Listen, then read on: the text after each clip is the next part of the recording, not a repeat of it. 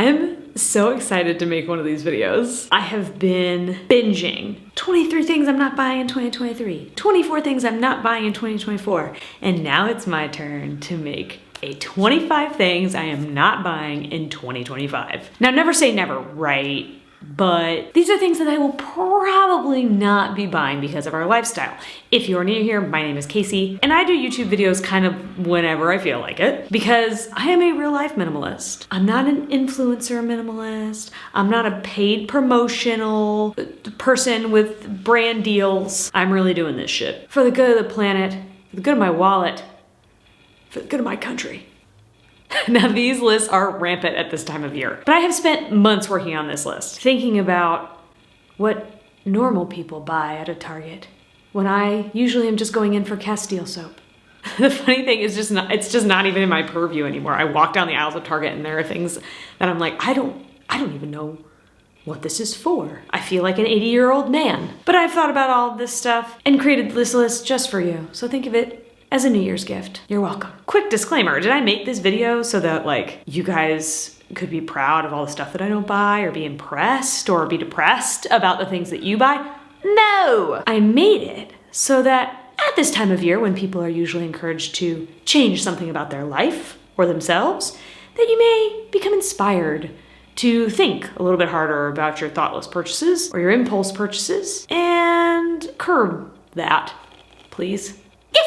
You didn't know, I did a whole low buy year last year. And if you really didn't know that, then you probably need to subscribe to my channel and watch some of those because it was like a lot of fun and I learned a lot. I paid off a lot of debt and I also like saved a bunch of money. And I'm here to tell you that in 2025, it's easier than you think. So let's dive in. I've got a couple of different sections for you. I have broken us down into personal care, home, kitchen, business, baby, because I have a baby, clothes, and yard, just to make it like a little easier for us. So you can like jump ahead if there's a particular place that you want to like stop buying junk. So let's start with personal care. Now, I am not a fashion girly. Today I have mascara on, only for your benefit. But I don't think that like I live my life in an unattractive or unprofessional way. As a business owner, I have to take care of myself and look presentable. So here's just an idea of some of the things that I do without and still run a successful business and present a polished and put together person to the world. Nail polish. So I like having my nails done just as much as the next girl, but I've maybe done it 5 times in the last 5 years. I don't keep the polish in my house. I have a couple of bottles of clear. That's mostly just to like throw on and make myself feel fancy or to fix a hole in some tights. But the truth is I end up just picking it off anyway. If I get my nails done, I'm gonna go get a gel polish. And I'm gonna leave that to the professionals. So I'm gonna go have that done and I'm not gonna keep all the crap that I need to do gel nails in my house with me at all times. Because apparently you can do that now. I don't. Anyway, electric hair tools. So I do want one of those heatless curl sets, but I know I can just do it with my husband's old robe tie and some scrunchies. So we're gonna try that first before I spend any money on getting these additional things in my house. But I have a hair dryer. We've had it for over 10 years. I sold the curling iron and I donated the straightener. I just didn't use them and I couldn't justify having them for the maybe one time a year that I would use them. My hair is my hair. So no air wraps for me. They're bad for your hair, they're expensive, and it just uses unnecessary electricity. It takes up a bunch of room underneath your cabinets. Hair dye. Just like nails, I'm gonna leave that to the professionals. I have not dyed my hair since I was in like the 4th grade. I did have a long bleach streak for many years in college and high school, which obviously was not great for my hair either. I appreciate specialist skills. So if I were to ever go and get my hair dyed, I would want a professional to do that for me. I do not trust myself to do it at my house. So I can leave those chemicals and all that plastic out of my house, leave it at the store for y'all. I love when people express themselves with fun hair colors. It is so cool to see. But it's not something that needs to fit into my life. Tampons. So if you have followed along on my journey for a little while, you know that having a baby was rough. And that I've had this whole rigmarole process of trying to find period care that like didn't hurt, was comfortable, and provided the protection that I needed. Tampons were my go-to for decades. Then I switched to a cup, which was more sustainable. I don't actually know the last time I bought tampons now that I'm thinking about it. It's been at least over 2 years. But post-baby, nothing was working. Nothing was surviving. So I have switched entirely to period underwear. I have enough pairs to get me all the way through a cycle. So now I don't even use like the leftover pads that I had. It saves me so much money, although the upfront cost was insane. Don't get me started. But I feel so much better knowing that now my period is on a daily, monthly basis, I guess. Zero waste. Next, shaving cream. I have not purchased shaving cream, nor has my husband in our entire relationship. We've been together for 10 plus years. I use soap. I lather it up real good, wipe it on the bits that I'm shaving, and shave. That's all it needs to be. I did think as a teen that I needed to have shaving cream, and I did have shaving cream, and I always used way too much. They also usually come in aerosol cans, which are like so bad for the planet.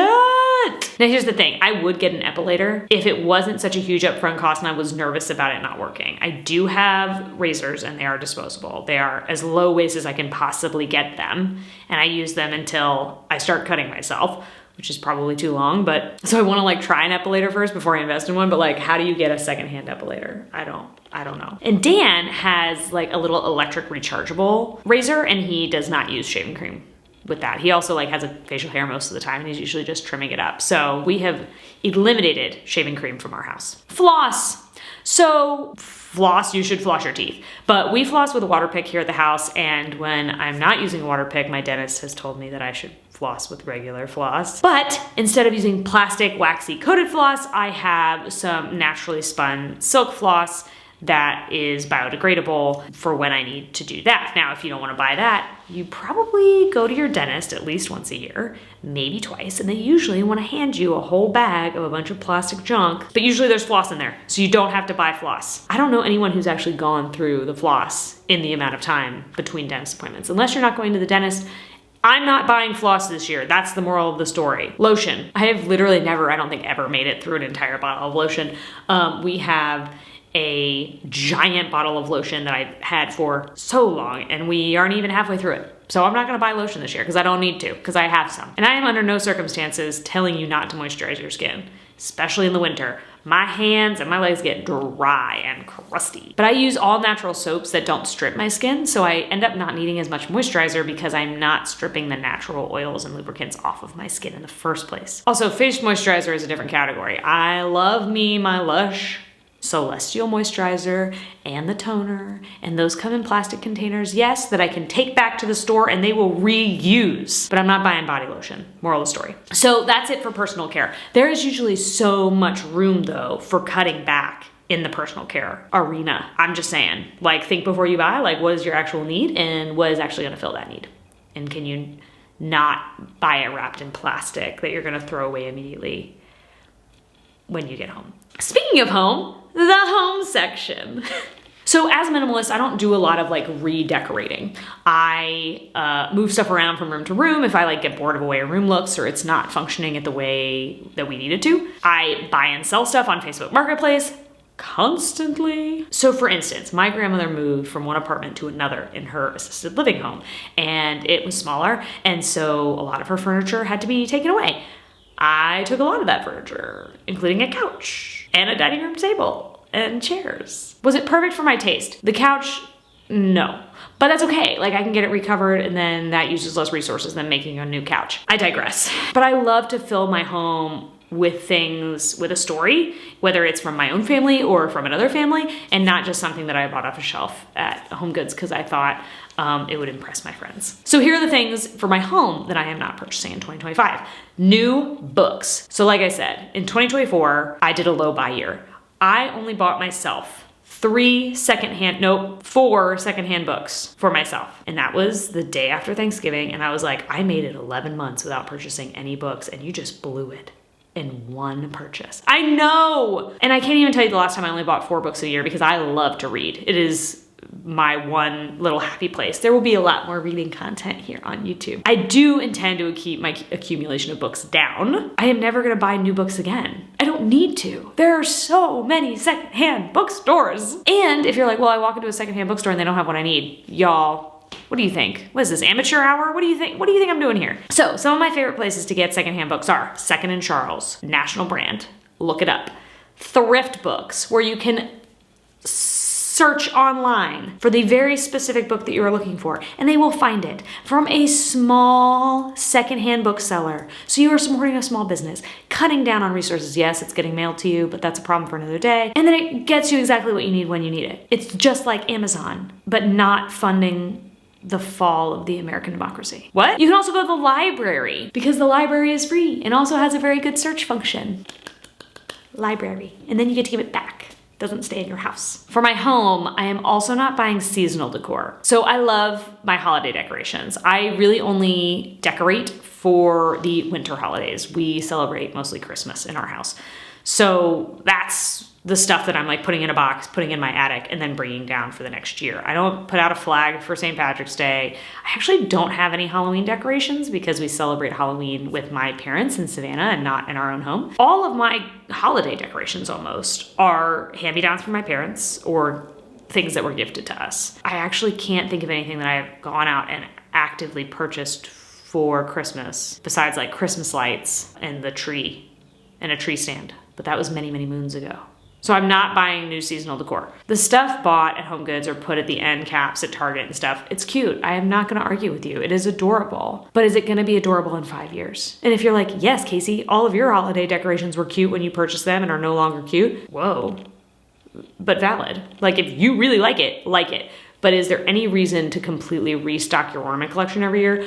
Unless you're thrifting it, and even then, no. And like I said, I don't decorate for other holidays, so like I don't need like an Easter flag. Branded souvenirs. I'm talking like stuff from theme parks, stuff from tourist attractions. They just don't hold a lot of value to me. Mostly because they are made overseas, usually in sweatshops. And then there is a giant surcharge for them. And they aren't really like evergreen when it comes to like style.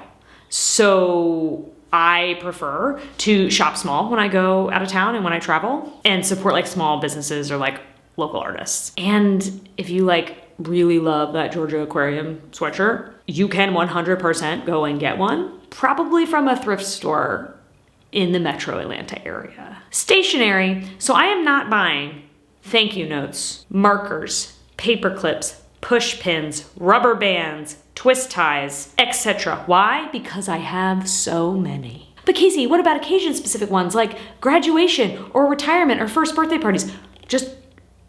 Just write congratulations on your retirement on a card? I know that actually takes like thought and energy, but like if you're going through the process of like sending a card anyway, you're already doing like a high bar lifestyle. And it means so much more to the person you're sending it to if they're getting like a handwritten message straight from your little heart. And we gotta love that. So like if I happen to run out in the next year, will I thrift some? Will I make some? Probably. Yeah, I don't think I'm gonna be buying any. Will I make my own envelopes? No, of course not. What do you think this is, 1810? But I don't need to be buying note cards all the time just because I think they're cute. That stationery aisle at Target is dangerous. Fabric softener, guys, stop buying it. I can't be the first person who's told you not to buy fabric softener. It is so bad for your skin, for your clothes, for your washer, for the water that leaves your washer. It's so expensive. The chemicals are insane. Just skip it. Just skip it. And in that same vein, dryer sheets. Literally, you don't need these. I have been gifted dryer balls, wool dryer balls. I was gifted 3. I had purchased 4 the year before, so now I have 7 wool dryer balls, all organic wool. They do the job perfectly of breaking up my clothes to make sure that they dry faster, so I'm using less energy in the dryer. They make my clothes softer because of the organic wool. If I wanted to scent my laundry, I could put essential oils directly on the dryer balls. It would add that scent to my laundry. And because it's breaking up the clothes, it helps dissipate static electricity. You don't need dryer sheets. You just don't. They are something, it's like putting $1 into your washing machine and your dryer and then throwing that $1 away. And I don't know anybody that's got enough money to do that. So you will notice that like in the home section, that's it for the home section, by the way. I didn't say candles. I didn't say pens because I'm not gonna put limits on myself because I might buy like a candle. If my candles run out, I have like 2 that I have in my house right now. If they run out, I may buy a candle. Also, my favorite pens are almost dead. I've had them for 5 years and I really do like them. They help my productivity, believe it or not. And if they all die, I will probably use all the ball pens I have for a total of 1 week and say, screw this. I'm not insane. I'm not saying like go get a refillable pen and make your own ink. Look, buy a pen if you need a pen, because that's what I'm probably gonna do. But I don't need to be buying all these cutesy pens. I have plenty of writing utensils. What is actually gonna improve the quality of my home and the quality of my life in my home? And those are the only things that are gonna be purchased. Kitchen. Okay, so I had to call in backup for this because, as you all know, I don't cook. My husband does all of the cooking in our house. I am so lucky, and I know that. So I did rely on him to tell me what we are not going to buy in the kitchen. And I was like, yeah, that makes sense. And then if I offered something and he was like, Casey, no, we use that every day, I was like, right, okay, we'll take that off. Our kitchen is crazy. It's super old. It's falling apart. It's badly organized, and it's tight on storage space. So it's imperative that we do not add more things to this kitchen than we have to. First thing, tinfoil. This was news to me. He was doing some research and he found that the tinfoil quality is plummeting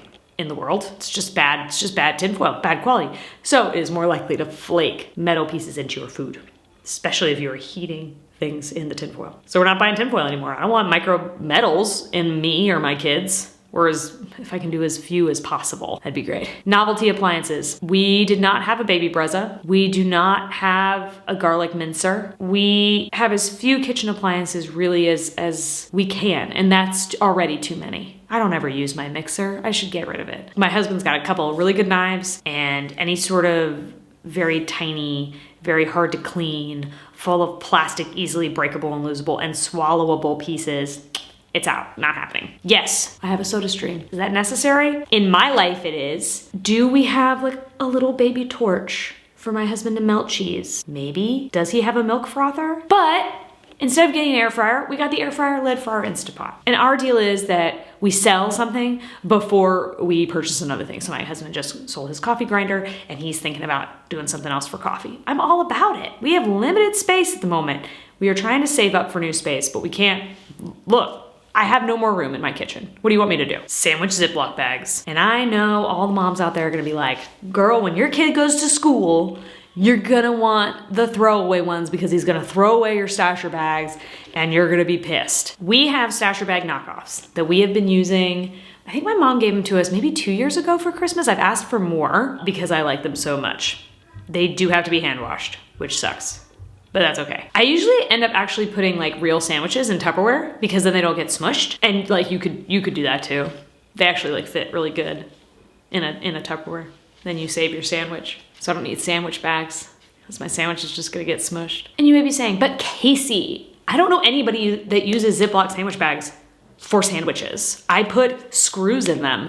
I put pieces of American Girl doll clothing in them. To get around that, I usually use mason jars or, like I said, our reusable plastic bags. I also have these like weird meshy bags that I will put like other weird things, and they also come in a variety of sizes. I bought them for when I had Emmett, and they have been a game changer. In the bag category, I am not purchasing trash bags in the next year. And you may be like, what? We do have trash. Our composting has been subpar. But we go through maybe one trash bag a week. Seriously, one. And then like a bag of the diapers. I've talked about this before. Trash bags come in quantities that are obscene. I'm talking 500 trash bags, 1,000 trash bags.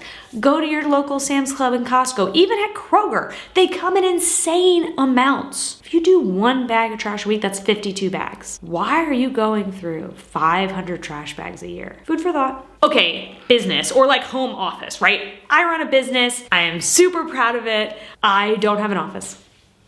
I don't have a matching tape dispenser and stapler. I don't have a matching desk and desk chair.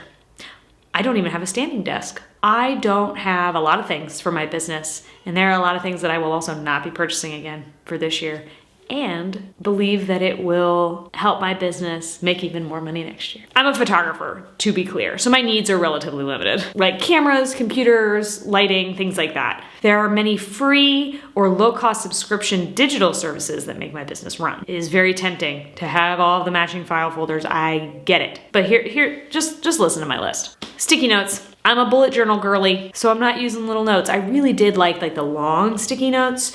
When I was in college, I would like have one per day for like each class I was in or each like thing I was a part of. And on that list, I would put like all the things that I needed to do that day for that particular subject. And that was really helpful to get my brain organized. If I feel like I need to break out of the bullet journal and get me some big pieces. I have lots and lots of leftover printer paper. A lot of it is like legal size for some reason. I don't even know where that came from. We can cut that up or not and break out and workshop and work on those if we need to. I don't need sticky notes with the adhesive on the back that are not recyclable, by the way. File folders. So I have a ton of stock of these for some reason. I regularly go through my filing cabinet and purge files that we don't need or that I don't need to reference anymore, or manuals for things we don't even have. And so when I empty a folder, I just put it back in my cabinet and I will write a new label on it whenever I need another file. I don't need to throw it away just because it's got a name on it. And I actually just donated like a ton of them to a woman who collects school supplies for teachers in need. And I'm really excited that like a ton of them are gonna go out and like into classrooms and actually be used and helpful instead of just sitting as backstock in my house. Also, like, this is a great time of year if you haven't gone through your filing cabinet to like go through it. Paper clips and staples. I've had the same paper clips since college. I did a 3D design project where I made a chandelier out of paper clips. I hot glued them all together, and a lot of my paper clips still have hot glue on them from that project over 10 years ago. But I still use all of those paper clips. Staples, I have enough for millennia, because here's the deal. We don't have a printer. I'm not printing pages that need to be kept together. Very rarely do I need an actual staple. So I've got a box of 100.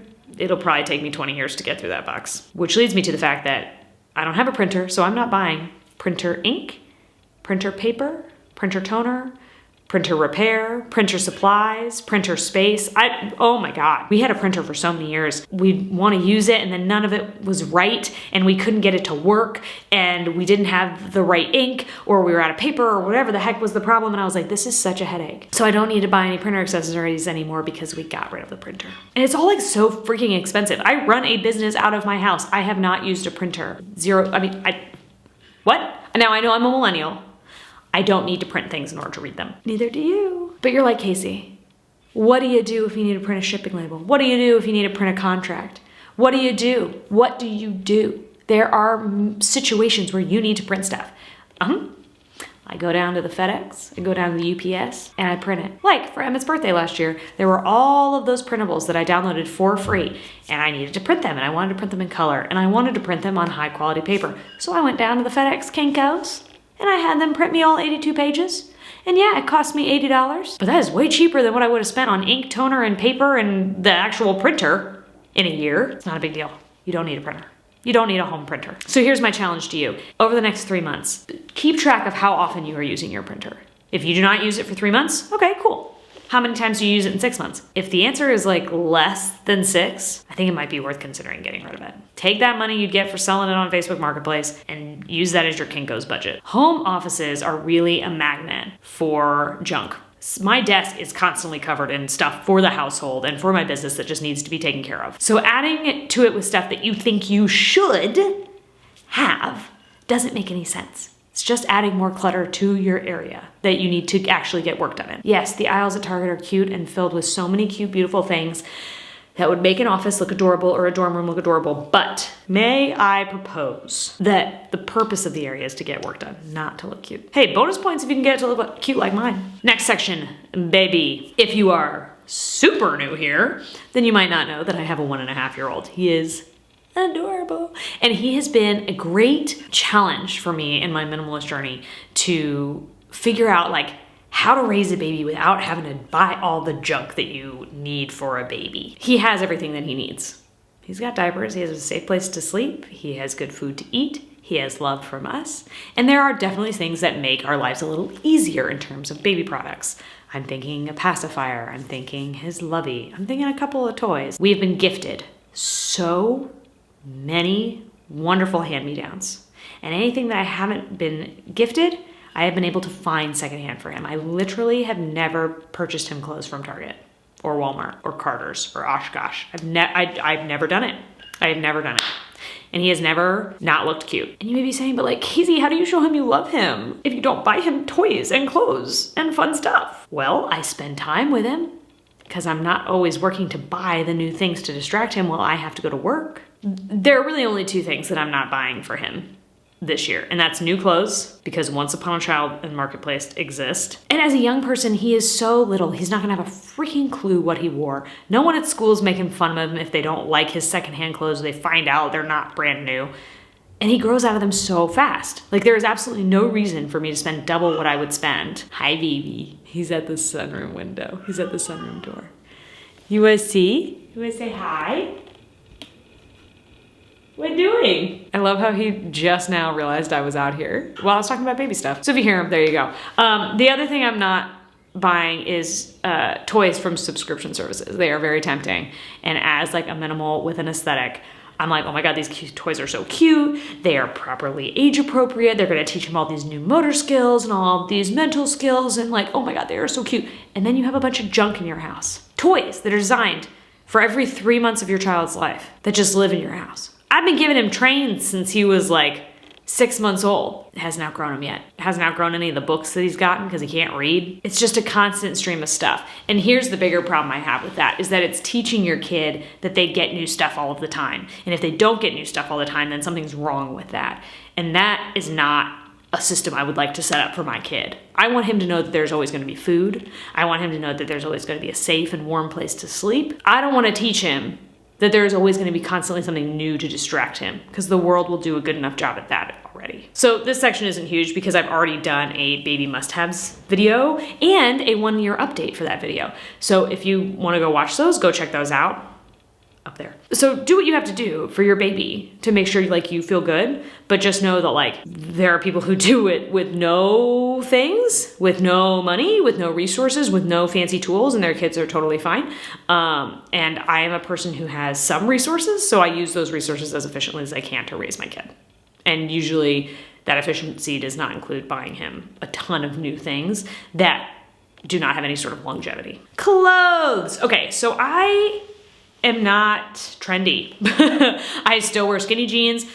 I didn't buy this sweater. I wear the same stuff to work almost every time I go to work. I have like a little section in my closet that's all work shirts and a little closet section that is all like cozy clothes, and that's pretty much it. I like to give myself a uniform because it makes getting ready, especially as a person with a child and limited free time, it makes it very easy for me to get dressed and go to work and feel confident and prepared. And my body is still changing post-baby. Like none of my clothes fit the way that I want them to or would like them to. I am wearing things that have some cuteness, some fit, but also stuff I'm not going to invest in long-term pieces right now because I don't know what my body's going to be doing over the next 5 years. And in 2024, I only bought secondhand clothing. No new pieces of clothing entered my house, except period underwear and a new pair of shoes. It was something that was a lot easier than I thought it was going to be. I'm probably going to make a whole video about it.